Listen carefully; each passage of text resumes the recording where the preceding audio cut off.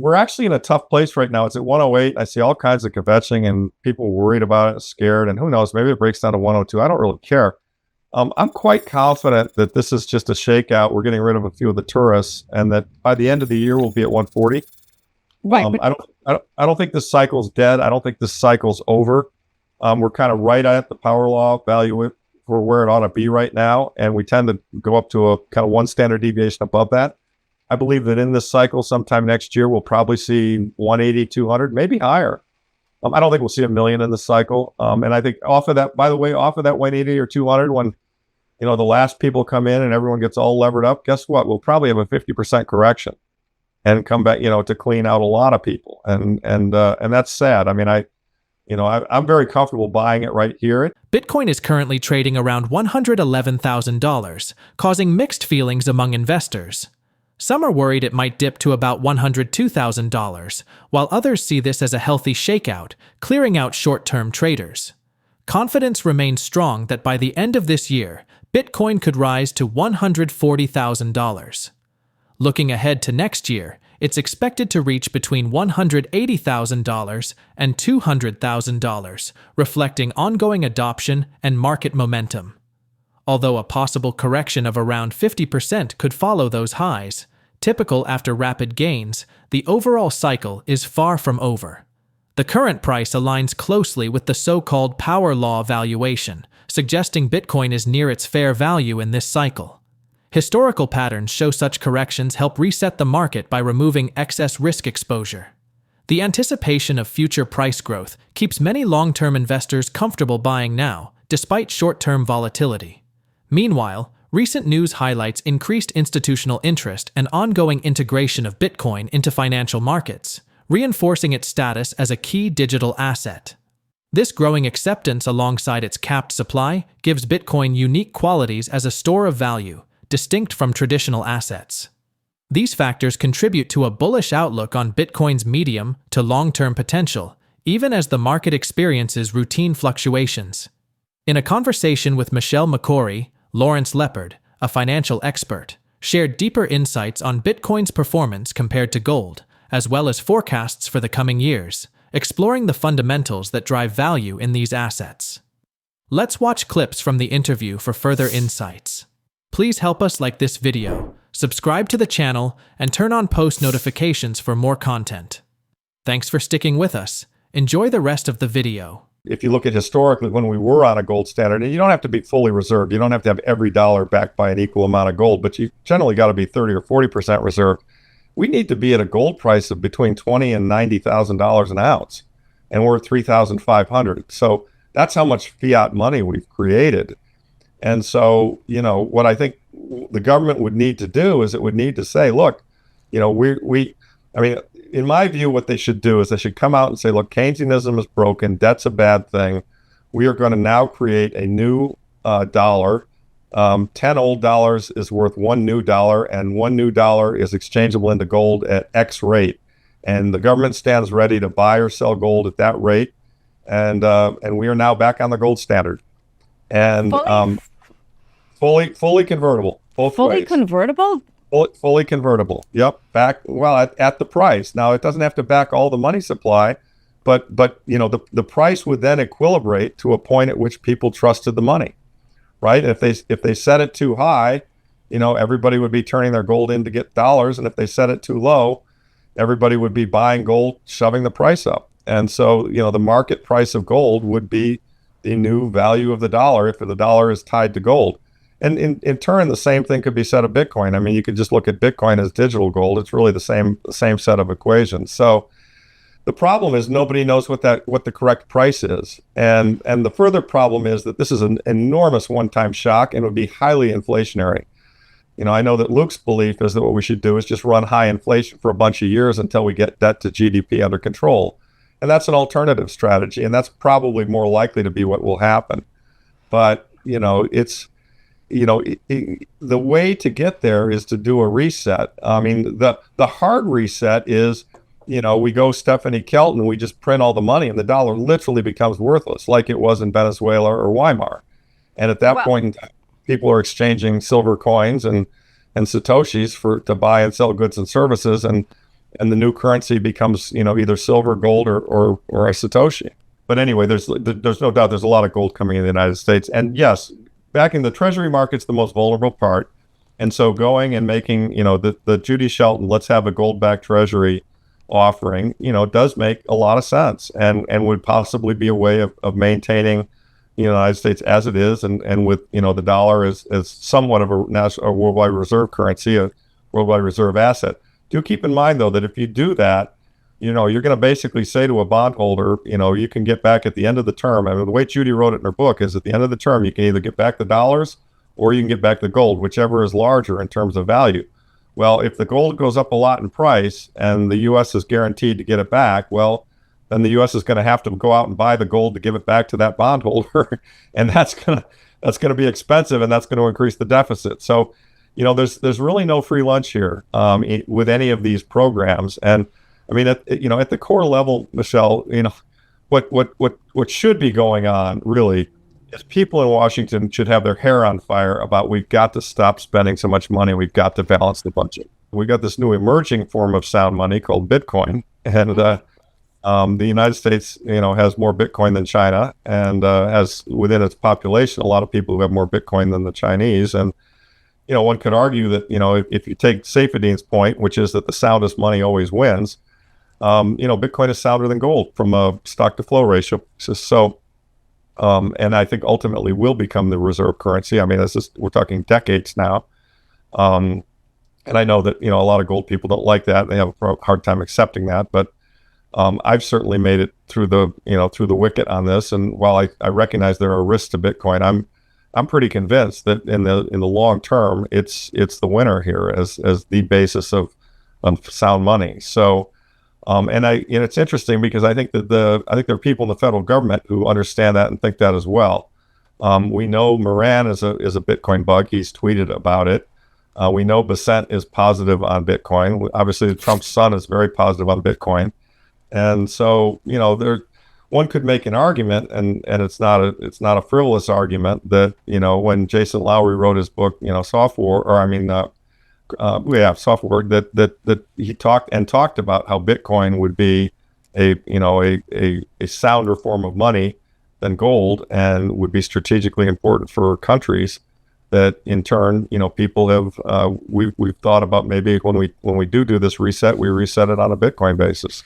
In my opinion, they are both the two sound money choices. I call gold is analog sound money. Bitcoin is digital sound money. I mean, it's digital. It's digitally scarce, and so, and they coexist today. One is outperforming the other. That's Bitcoin is outperforming gold in terms of dollar price, and that's because it's going through an adoption curve cycle, and it's also completely limited in supply. It's totally inelastic. We know how many it's going to be. Whereas the gold supply does grow, and in 40 years there'll be twice as much gold above ground in the world. But they could coexist, and they will coexist. But I also go to kind of the point that Luke Groman made, and it's actually a point that Saylor made, and there can only be one. I mean, at the end, and Saifedean has made this point as well, that history shows that the soundest money always ultimately wins. I mean, and Luke made this point well. There was a time back in the 1800s when silver and gold were both money, and gold for bigger transactions, silver for smaller. But as we all know, there's a lot more silver out there, and the stock to flow on silver is much higher. And so as a result, over time, silver became demonetized. And the countries that bet on silver, most particularly and historically, they were China and India, they really suffered because, interestingly, Britain originally, the pound was originally a pound of silver. And so they originally started off on a silver standard, but they migrated to the gold standard in the early 1800s because they realized it was a better form of money. And so I think, if you're talking 50 years out, I think that, that gold Bitcoin demonetizes gold. But, the rate at which that happens, they can coexist for quite some time, and there'll be a cross price between the two. And if you look at that cross price between the two since inception, it's been steadily trending up and to the right in favor of Bitcoin. But Bitcoin's not going to take over tomorrow. I mean, we're still talking about a $2 trillion asset in a sea of $900 trillion of global assets, if you include real estate. So it's still just a speck on an elephant. It's going to take time for it to even to flip gold. But it's interesting, people think, well, maybe it's topped out at 100,000. Well, just if it were to flip gold, I mean, the gold market today is about 20 trillion. It's a little bit funny because not all of it's available for sale. Some of it's in museums and antiquities and so forth. But call it 20 trillion. There's 2 trillion in Bitcoin. If Bitcoin in market value to be equal to the gold market, it would need to do a 10x, which would take it to about $1 million. And that's kind of my base case forecast for the next 5 to 7 years. I think in the around 2030, maybe early 2031 or two, Bitcoin will be at $1 million, which is up 10x from where it is today. And at that point in time, the Bitcoin market and the gold market, now gold will have grown as well, probably in value, because I think gold, 3,500 a day, and I think gold's going to 10,000. But the point is that at some point, I think the lines will cross. Back when the gold standard was used, only about 30 to 40% of money needed to be backed by gold, unlike today, where the dollar price of gold is much lower than it should be. Some think the government might try a reset by creating a new dollar linked to gold, with a fixed exchange rate to restore trust in money, making it fully convertible. Setting this rate right is tricky, because if it's too high or too low, people will rush to exchange gold or dollars, affecting stability. Bitcoin is often called digital gold, and shares similar principles of scarcity and value, but its future as a global reserve currency is still unfolding over decades. While gold and Bitcoin currently coexist as forms of sound money, history shows that usually one wins out eventually, with Bitcoin's value growing rapidly and possibly surpassing gold by 2030 to 2031. The choice between gold and Bitcoin reflects an evolution from analog to digital sound money, both important, but with Bitcoin's fixed supply, giving it a unique edge over time. Let's go back to the interview. So what if you think about it in terms of which is going to store value better? And so if we bet on Bitcoin and Bitcoin goes up 10x, and they bet on gold and gold goes up 3x, I mean, there'll always be a cross rate. No matter which one you bet on, you can always cross it over into the other. I mean, if you have gold, you can sell it and buy Bitcoin. If you have Bitcoin, you can sell it and buy gold. And, when you see a process of demonetization taking place, what happens is, one currency suffers vis-a-vis the other currency. And so if Bitcoin and gold are the two sound money currencies and all the other countries want to bet on gold, let them. I mean, that's fine. And if they say, you got to pay me in gold, we'll say, fine, we'll pay you in gold. We'll just take our Bitcoin, convert it into gold and pay you. But guess what? Every year, the value of what we own goes up more than the value of what you own. So how do you feel about that, guys? But value is subjective, right? It is. The value of Bitcoin is only determined by the demand for Bitcoin, right? It's only determined by the global consensus that people want Bitcoin, and the same for gold. All is determined by demand. So totally value is subjective, and those central banks have bet on gold, but how they've been doing so far. I mean, Bitcoin has absolutely crushed gold. I mean, I could show you some charts. This is the Bitcoin versus gold and the S&P, IRRs historically looking backwards, right? I mean, 1 year Bitcoin's up 91%, gold's up 35%, and gold's having a fabulous year, right? And S&P's up 15%. And this is real time. I mean, you look back and Bitcoin is just crushing gold. And I think the reason is, if you look at the monetary properties of these two things, Bitcoin is superior. I mean, one of the things about Bitcoin that I think people really have a hard time wrapping their head around, Michelle, is the idea that there's a fixed supply of these. I mean, it's a perfectly inelastic commodity. Every other commodity, I'll stop the share here. Every other commodity in the world, if the price of it goes up, that we will create more of it. Oil goes up, we'll drill more places. Gold goes up, we'll mine more mines, etc.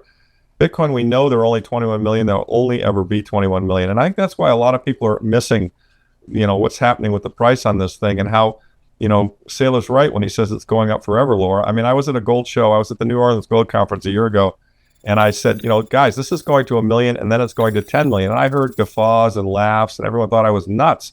But it's going to happen. I mean, unless something changes. I mean, unless adoption slows or there's some technical problem that I'm unaware of.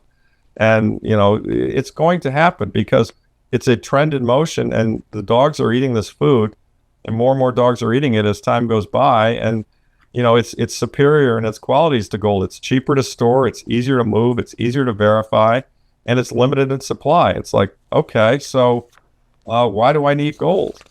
Because, the Chinese and the Indians have it. Well, maybe they're not the smartest guys in the room. By the way, I do think that the Chinese are probably stockpiling Bitcoin on the side, maybe quietly, or mining it on the side quietly. I'm almost positive the Russians are, based on the hash that we see coming out of Russia. So, I think it's really going to emerge as the alternative to gold for sound money. But that's hard. That's hard to see. And some gold people don't like to hear that. And don't get me wrong. I mean, there was no bigger gold advocate than I before Bitcoin came along. And even I was quite skeptical of Bitcoin. It took me years to get to where I am right now. But, having observed it and watched it and studied it carefully, I'm now quite convinced that it's going to win. We're actually in a tough place right now. It's at 108. I see all kinds of kvetching and people worried about it, scared. And who knows, maybe it breaks down to 102. I don't really care. I'm quite confident that this is just a shakeout. We're getting rid of a few of the tourists, and that by the end of the year, we'll be at 140. Right. I don't think this cycle's dead. I don't think this cycle's over. We're kind of right at the power law value for where it ought to be right now, and we tend to go up to a kind of one standard deviation above that. I believe that in this cycle, sometime next year, we'll probably see 180, 200, maybe higher. I don't think we'll see a million in the cycle. And I think off of that 180 or 200, when the last people come in and everyone gets all levered up, guess what? We'll probably have a 50% correction and come back, to clean out a lot of people, and that's sad. I mean, I'm very comfortable buying it right here at 200. I might slow my buying down a little bit, expecting a correction. I mean, things zigzag. Your 5-year targets. You have a target. My 5-year target for Bitcoin's $1 million easily, I think. And you have a 10-year target as well. My 10-year target, probably 3 to 10. I mean, I don't know. It kind of depends on if we get hyper Bitcoinization or not. See, the tough thing about these targets, Michelle, is that it depends a lot on the policy responses of the government. Sure.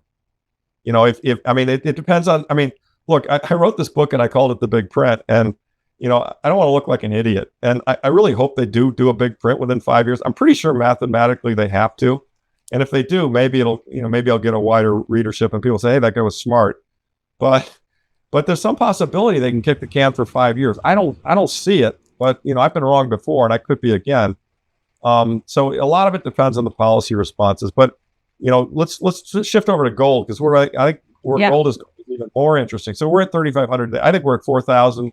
We're at between 4,000 and 5,000 by the end of the year. We are really in the accelerating and exciting part of the silver and gold market, right? So silver's at 40. I think it'll take out 50 this year. And I think, in a 2-year window, probably gold's heading between 7 and 10, and silver's heading to 100 plus. In a 2-year, if you give me a 2-year window, and that's because what's going on is, you got to remember, there still aren't that many people here. You're a sound money person. I'm a sound money person. We're in this little echo chamber. I've sold 40,000 books. Well, there are 330 million Americans who have no clue what the hell's going on. And wait until they wake up, and the inflation just keeps persisting. Look at the stock market, for example. Gold stock ETFs have been losing dollars. It's amazing. The GDXJ is up 70% year to date. My fund is the same or better, and yet they are losing dollars.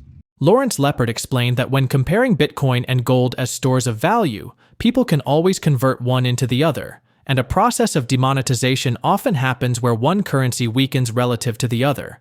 He shared that Bitcoin has outperformed gold significantly, with Bitcoin's price increases often surpassing gold's gains, and it is seen as superior because its supply is fixed at 21 million coins.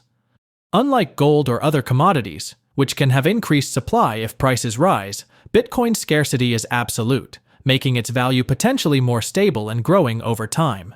He disclosed that he once predicted Bitcoin could reach $1 million, which many dismissed, but he believes its adoption and unique properties support this growth. He noted Bitcoin is easier to store, transfer, and verify compared to gold, which gives it practical advantages.